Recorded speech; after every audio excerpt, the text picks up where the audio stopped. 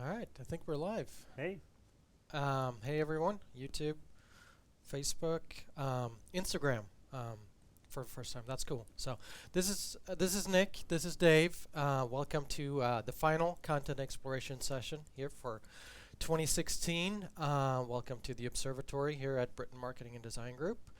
This might actually be the last official content exploration session here in this room. So I thought you were saying it was the last one, like I'm getting let go. it's no, it's well. Live We'll talk video would about be that. an awful way to find that out, That Nick. that would be terrible. I'm so sorry, Dave, but we'll talk after this. Anyway, we're moving probably these sessions to our on-site studio where we have a little bit of a video studio here on site, on top of our studio that we have in Roanoke as well. So just stay tuned. We'll still be doing some things in here, some training and other shorter things as well.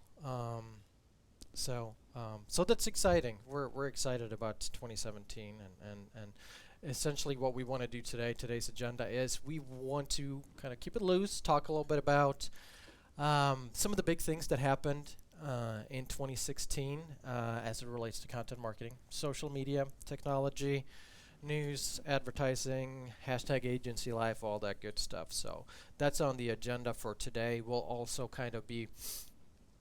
spend a couple of minutes to kind of hypothesize about 2017, what we think will happen in 2017. What the content exploration sessions will entail in 2017, and some of the other projects that we're thinking about launching. So it's pretty exciting. Not sure how long the session's going to be. I think we're going to be under 30 minutes today, so we'll keep it loose. We'll keep it short. We'll get you out of here quick. So hopefully you're enjoying your sad desk lunch with us. But I have our resident co-contributor of the weekly digital update here, Dave Good. He is going to talk a lot about some of these stories that happened in 2016. So we're going to try to focus on some of the positive stuff. So hopefully, hopefully not the negative stuff that happened in 2016, everyone dying and so forth. So that's our goal. So Dave. A lot of things happened in 2016. What are we going to start talking about? Start with Chewbacca Mom. Everybody saw the Chewbacca Mom video. It was literally the most watched video ever on Facebook Live. And it was one of the biggest stories of the year, in digital news at least. 164 million video views for Chewbacca Mom. And you probably saw it. I mean, that laugh was infectious. Who would have thought an unboxing of a silly Chewbacca mask, which was awesome, by the way, it would have been such a big story and really kind of bring live stream mainstream. Like, a lot of people knew about it, but live streaming isn't new. It's been around for years. Last year in 2015, Periscope and Meerkat really kind of helped live streaming explode in the tech world. But as far as like mainstream, like does your grandma use it? Facebook Live became huge in 2016, and it really was thanks to Chewbacca Mom. And there's a couple of reasons why. One, it was authentic. Like, you could tell that lady was having a blast. Yeah. And authenticity sells, especially with younger generations. It showed that real life is great content, so you don't have to have, a content exploration session to be able to go on Facebook Live. You just, broadcast what's around you, which is the intention of it. So the sheer volume of the amount of people on Facebook really made Facebook Live the behemoth of live streaming. Yeah. And it was a big story in 2016. Yeah, I'm going to drop a bombshell on you. I've never seen the Chewbacca Mom video. Are you kidding? I never watched it. Never. Not Isn't once. it your job? I failed at my job because I never watched But Chewbacca I'm the one Mom. getting let go. Yes, exactly. So anyway, anything else about Chewbacca Mom that was interesting? Well, what was interesting was that the brand, in this case Kohl's, responded, and they had videos back, and they showed what engagement online should be. They created a video and gave her a whole bunch of free stuff, which was cool, but it really was engaging. It was back and forth. It wasn't just she had a video, everybody watched it. The brand responded back, and it's really changed her life. But I mean, it changed, I think, how brands approach live streaming as well. Yeah, and I think the one thing with live streaming that is I guess important from a marketing perspective is that marketers always try to harness and try to chase that virality, and we need to go viral. How do we go viral and things like that? And essentially what it boils down to most of the time is it's something that is authentic and transparent and honest, and because that stuff resonates with people, right? That's true. Yeah. It's true. And we can also pour one out for the demise of Meerkat, Blab, and some of the other live streaming unsuccesses. This year. Vine to a degree. Vine to a degree as well. So, all right, Chewbacca, that was it. What's topic number 2? Fake news. Fake news. You heard about it all the time. It drove you nuts, especially on Facebook and Twitter.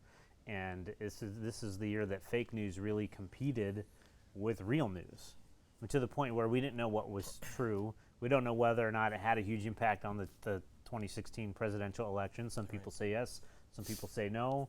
But one thing that really came out of that is it's a problem, and it is putting credibility on the line for Facebook and other social media channels. Because really, social media is becoming just the echo chamber of what somebody's putting out there, whether it's true or not. We'll see a headline that catches our attention, or we'll retweet it, or we'll share it without reading the article, and then we're spreading that fake news, which is intentionally fake, like wildfire. Yeah. Yeah, and I think this is one of the things that, the whole fake news thing becoming mainstream, if you will, this year, is that people can't comprehend that there is actual people that are being paid to write and publish fake news to affect people's opinion. I think that's really fascinating. I think it's really dangerous, but it's really fascinating, and to see kind of the backlash that some social channels are facing, especially Facebook right now, from that fake news cycle. NBC had done a story on a town in Macedonia that literally half of their town is employed making fake news stories for websites because it started to take off. And so one guy was doing it. His friends saw he was making money, so they started doing it. And now that's like the biggest employment, the biggest career field for this town in Macedonia is fake news. But and they don't care whether or not it's real. They don't care. All they care is that we click on it, and ad dollars are generated, and maybe it affects things like, I don't know, a presidential election. Yeah, maybe. I think it's all fascinating. I think if you're ever on the fence if something is fake or not, go to Snopes, go to PolitiFact, go to Fact Check. There's certain things you can do, obviously, to vet your sources. Facebook is trying to combat that by having the ability to report what you think is fake news. In reality, it will then, if enough people say, we don't think this is real, then journalists will, I guess, review it and fact check it. But we'll see if that makes a difference or not. Yeah, and it's interesting the move that Facebook did earlier in the year of automating their trending topics too. Basically letting go their whole news section to just do it from an automation standpoint. And I think that's also affected some of the things that rise to the top on Facebook. So because it doesn't have that human touch to it. So hopefully 2017 has more truth and clarity to things. We'll see, but I'm not so sure. Yeah, it's true. All right, topic number 3. It's all about everybody copying everything. And it's something that Snapchat has been a big victim of this year, is everything's getting copied because they became successful. It happened really when Facebook became successful. Everybody copied them, wanted their own social network, but Facebook tried to purchase Snapchat a couple years back. Snapchat said, no thanks. We think we're worth more than your $1 billion, Mark Zuckerberg, and he has had a target on their back ever since. And this year was pretty brutal, I think, for those features that make Snapchat in particular, unique. In 2016, Instagram launched Stories, which is the 24-hour collection of posts that disappears, and Just like Snapchat stories. just like Snapchat. Instagram admitted it was a Snapchat ripoff. Apps like M Squared and Prisma, started doing facial masking and things like that, like Snapchat, does. Instagram now has some stickers that are like geo location stickers, so they're similar to Snapchat filters. I mean, it was tough. Messenger even is adding face mapping and masking, just like Snapchat now. So it's a commoditization of features. It's just to assume every social network will have the exact same features. Right. And when it's all the same, what do you choose? And my best guess is that you choose where your community is, where your friends are, where your family is, and that's because that's people you want to communicate to, not to strangers. So, does it go back to Facebook or Snapchat or whatever you spend most of your time on? Yeah. We'll see. Yeah, it's interesting the feature improvements and enhancement that people copycat from social network to social network. As soon as there's something unique out there, give it a couple of months and someone else rolls it out. Right. So it's also fascinating from Facebook's perspective because Facebook obviously is such a behemoth, and at any given time they are probably doing like 100 different tests of features And if you that come we have out no with idea something about. new, that they have such a staff. Yeah. They could just, okay, well, we're going to do that tomorrow, and we're going to start a test, and we'll take them out of business too. Or if not, we'll just buy them and take their technology and move on. Yeah, and eventually we won't even be posting anything on Facebook because it will just be curated from our previous years. So it'll just be on this day every day. So we just it's just Some this people that's now. cycle of content being regurgitated. So. Yeah. Anyway, copycats. All right, what's the next topic? So we are talking Pokemon Go. Oh, okay. All right. Pokemon Go was a huge app. It really introduced the world, mainstream world, to augmented reality, and a lot of people to Pokemon, believe it or not. It was downloaded. The app was downloaded 100 million times in just the first month. Huge summer phenomenon. You saw people all over town just walking around with their phones trying to catch Pokemon like zombies, all over. But one thing it did do, and it was true for my own son, who is typically a gamer indoor child, is it got people outdoors. Yeah. So I think that was a side benefit. The excitement for Pokemon Go's cooled a little bit.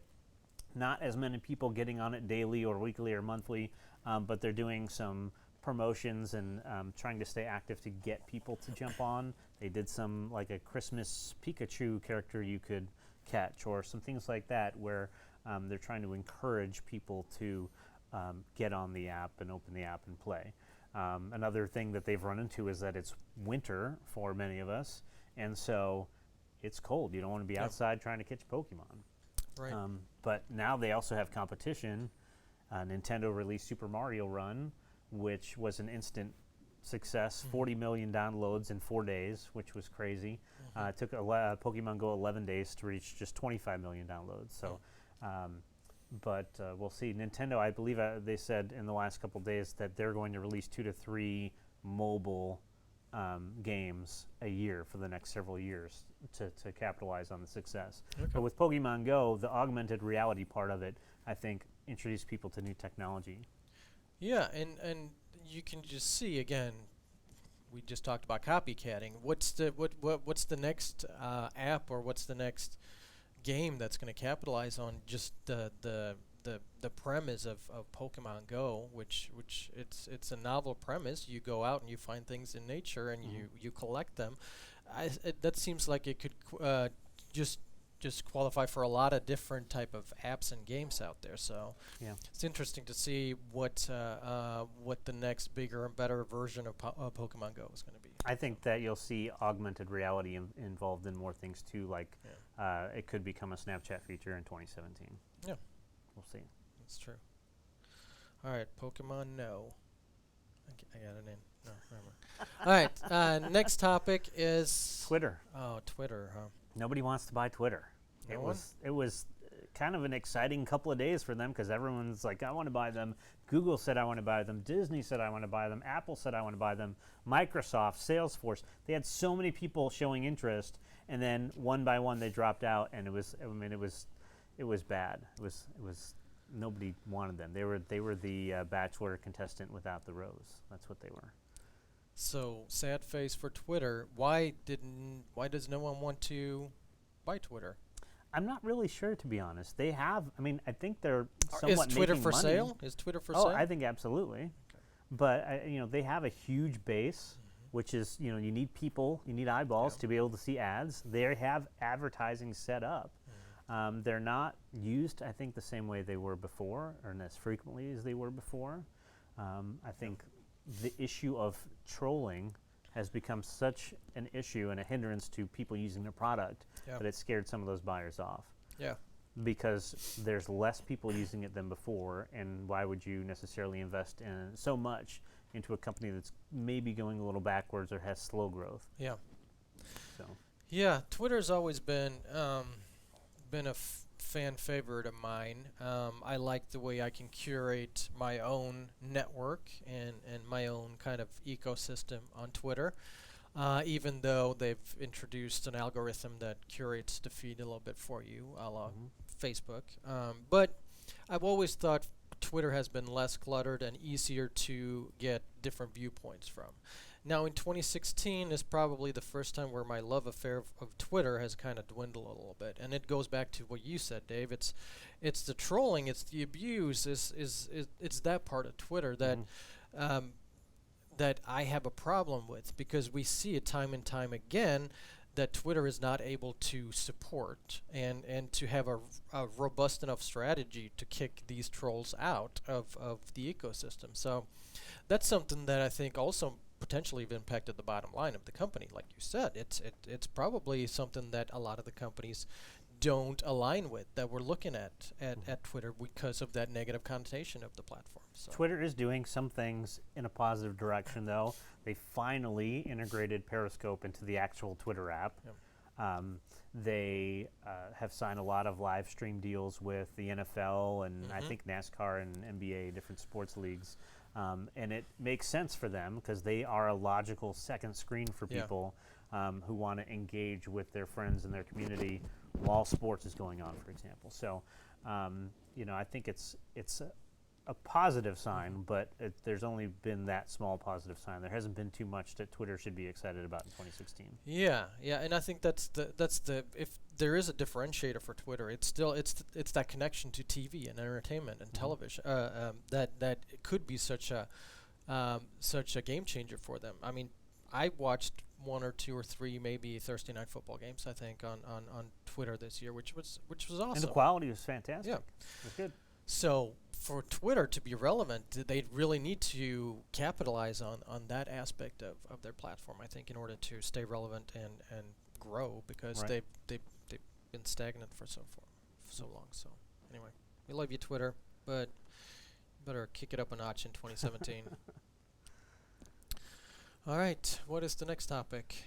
Facebook reactions. All right. So it was the year that Facebook helped us get in touch with our inner feelings, because we didn't have to like something that was awful, like all the celebrity deaths in 2016. We didn't like it. We could sad face it, or we could angry face it, or wow face it when we were shocked, because some of them were crazy. It really allowed people to give a little more context to their reaction and their engagement with another person, it was really kind of a big story. Interestingly enough, you see them a lot. They're not really that used as often as you think. Yeah. I mean, it's really, a handful of percent of people that use them. So the like still reigns supreme? Absolutely, yeah. Okay. Yeah, do we see any kind of expansion on the current reactions? They, from time to time, have done like temporary reactions, like around Mother's Day. Like they did like maybe a flower reaction. Ooh, didn't they do Halloween too? Yeah. Halloween ones. So I think that they'll continue to, mess with that and give some opportunities for additional engagement and try to promote that by having special temporary ones. Yeah. Okay. we'll see.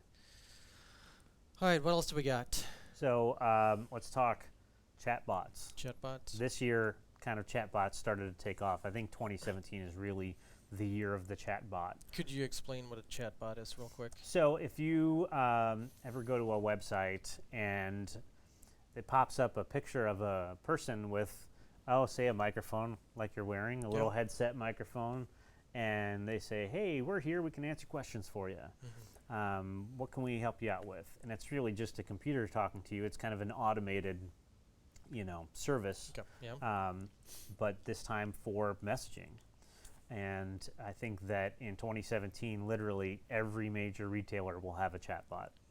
They're all being developed now. The good news is, you get your complaints heard and receive a quick response. The bad news is it's by a robot, it's automated, and you don't necessarily have the context and the compassion with it, because because we go on social media right away to complain now. On Facebook, on Twitter, we'll tag the brand. We want them to interact with us. But I think you lose some of the personalization. We'll see. There's a lot of artificial intelligence built into these chatbots, so maybe it's improved. But you also don't want to be stuck in, like back when they added automated voicemail and phone systems, and you got stuck in that automated phone hell, and it was brutal. It was more frustrating than talking to somebody that wouldn't do anything. So we'll see if it's better than that. Yeah.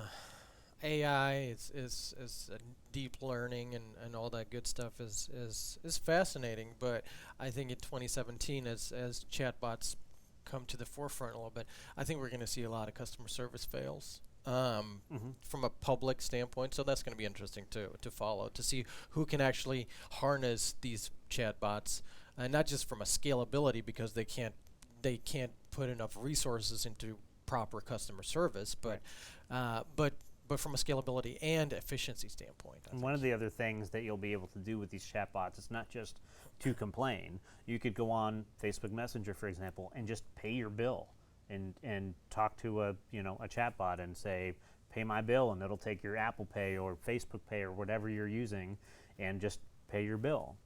And you can do tasks like that maybe a little bit easier, and they can remove some of the friction with regular tasks. Now that's pretty cool. So I don't know if I'm ready for adopting to that kind of thing. I don't know if they're going to start expecting that I pay the bill. Maybe. That's a bigger concern for 2017. That is a big concern. So speaking of 2017, yeah, some predictions of what could be big. Okay. One of the biggest selling devices this Christmas Yeah. was the Amazon Echo, right? The Echo and the Echo Dot Yep. and Google Home and all these home devices now. And The Home Assistant. right, exactly. And I think they're going to continue to be huge. I mean, it was 9 times more devices sold this 2016 Christmas than 2015 for Amazon. Amazon has they're in like the cruising lane, because they have, with all their devices, their built-in system. So if you want to say, Alexa, go order me some toilet paper, they just go order it on Amazon. They've got the whole infrastructure built in. Yeah. Google doesn't necessarily have that unless they maybe partner with somebody. But I think that it's the beginning of the integration and the IoT, the Internet of Things. Yeah. The tech people will obviously get there first with maybe smart lights and smart TVs and stuff that will be all integrated with those Amazon Echoes or Google Homes. But I think this is the year that it starts to take a step forward. I love the concept of the connected home. I just don't see it being there for me yet. That it's cool to have blinds that go up at a certain time, or if I want blinds to go up, but I don't necessarily want to pay for something that I can go over and do this for. Yeah. But you can just say, turn on the lights, and it'll turn on the lights. Don't you understand? You don't have to do that. I don't have to do that little thing. It changes your life. Okay. So, I think another thing with those is people are starting to get used to those automated assistants. Yeah. We've had Siri for several years now, Alexa and Cortana from Microsoft. So one of my predictions is that Siri becomes relevant again in 2017, because Siri's kind of fallen behind. Mm-hmm. Siri doesn't do nearly as much or understand nearly as much as some of the other assistants. At least in the commercials for the Amazon stuff, you ask Alexa, what sound does a whale make, or whatever that one is, and it'll make the noise, versus Siri says, I don't understand. Or, let me Google that for What you. is a Here's what I whale? found on the web for a whale. And it's not really relevant. Yeah. But Apple has opened up the development of Siri to developers and programmers, and I think when they announce whether it's the iPhone release the end of the summer or whether it's the spring release of iPads, I think they're going to announce so many more abilities for Siri, both better understanding and better. I think they'll announce all the skills so that if you say, Siri, go order me some toilet paper from Amazon, she'll be able to do that, and or go set an appointment for this, which she can kind of do now, but it'll integrate with a lot of the daily tools you use. Yeah.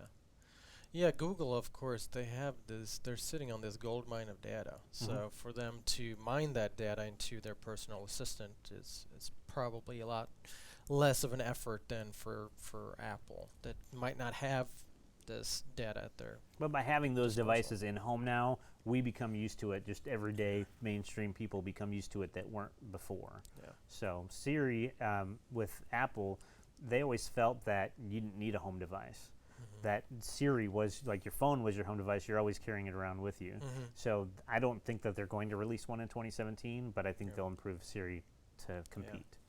Siri is the old G on the block, and the other ones are copycats, but these copycats are doing a pretty good job. If they are. Yeah, so. One more thing for 2017, virtual reality I think starts to take off. Not in the matter that everyone's going to have virtual reality glasses and we're all going to walk around like this, wondering, looking goofy. Yeah. But I think from the gaming industry, virtual reality takes off. The price is getting down. The gaming industry is catching up, so there's actually offerings now, and it becomes with that gamer crowd, I think, really huge in 2017. And they'll not only play the game, they'll interact with the game. They'll be in that world, whether it's Call of Duty or another game, and you'll be in that world, and I think it'll change the gaming experience, and that crowd will jump in, and a couple years down the road, the rest of us will join in on the virtual reality thing. Yeah, it's been really prevalent that Samsung's had hell of a year, but they also have their Samsung Gear, their virtual reality, and they really pushed that in ads over. It was really, and I'm a cord cutter, so I don't see too many ads, but what I saw was a lot of Samsung Gear virtual reality ads over the break. So it's definitely something that they're buying into. So I would definitely agree with you. Virtual reality is a cool thing. Hopefully they will reboot the Lawnmower Man, huh? It's a little bit ahead of its time, but anyway. All right. I think that's about all we had to talk about as far as the big things for 2016. I wanted to quickly just recap a little and unveil some of the things that we were planning on doing for 2017, which is just a couple of days away. We're going to take a full thematic approach for the content exploration sessions here in 2017. We're going to start in January with ideation and brainstorming and talk about that kind of stuff. And then we're going to go through content creation, collaboration, strategizing, all the way to metrics in December. So we're going to go through the whole gamut of what we really do with a project from start to finish. So hopefully that will be really beneficial to see kind of how we treat something from start to finish here throughout the year. So we're excited about it. We will also switch our live streams to Fridays. It's Friday now. I kind of like Fridays. I thought you were going to say we were going to switch them to not live. Oh, to not live. To not live streams. Okay, no. We're still going to do live streams. We'll just move them from Wednesdays to Fridays.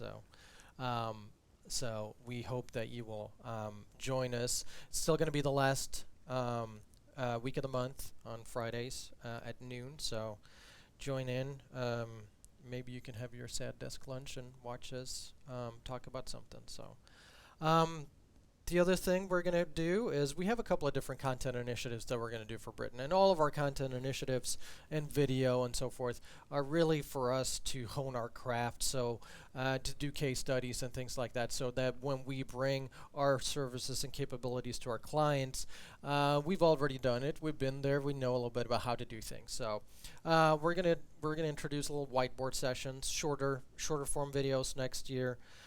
Maybe about 2 a month, just 60-second, 30 to 60-second videos on a specific, really targeted topic that is helpful and that is going along with that theme of that specific month. So next month, January, the first month, we're going to talk about ideation and brainstorming and what that process looks like and so forth. So we'll do a couple of whiteboard sessions for that too. There might be some other things that we do. You never know. We've been batting around podcasting for a while, so there will be things. There will be things. We don't know yet the full extent of what we're gonna unleash in 2017, but it's gonna be cool. That's all we know. But we don't know if we'll have enough time, right? We'll Right. see. We'll see. Um, the only thing before I sign off is I want to thank everyone for this year, everyone that's participated. Dave, I want to thank everyone on the digital content team in here that's not here. It's interesting because this week there's been just a bunch of dudes in here. If it's been any, because all the ladies are gone. Right. They're on vacation, well-deserved vacation. So it's just a bunch of dudes here in the observatory, which doesn't happen too often. Means But we get to watch sports. yes, and we put signs that said no girls allowed Mhm. and things. So, but because obviously we have a predominant female, yeah. Anyway, we have a lot of women that work here, so Yeah. which is cool, which is awesome. But thanks to AJ, Devin, Dave, Meg for steering the ship, Danielle, our digital designer extraordinaire, that helps out, Dennis, our director of digital video content. He was supposed to have been here to talk a little bit about video, but he couldn't because he was shooting some video. What are the odds that he was doing that? Jenny for helping out with creating all the cool decks and everything that we did this year. Chip and Marsha for always being vigilant with Mhm. curlies and M dashes and N dashes and things. Brian Landrigan, who's our project manager, he wrangles things. Melissa for all the traffic work. Jeff and Sue, the the the co-conspirators and co-principals of Britain Marketing and Design Group, for buying into us really doing things like this for ourselves as a brand. So it's been really cool. And then also to Chris Henke, who has been our producer the whole year. So hi Chris, thank you for helping us out. But other than that, we'll see you in 2017. Mhm. It'll be fun. We're excited. So hopefully we'll see you then. Happy New Year. And we're waving.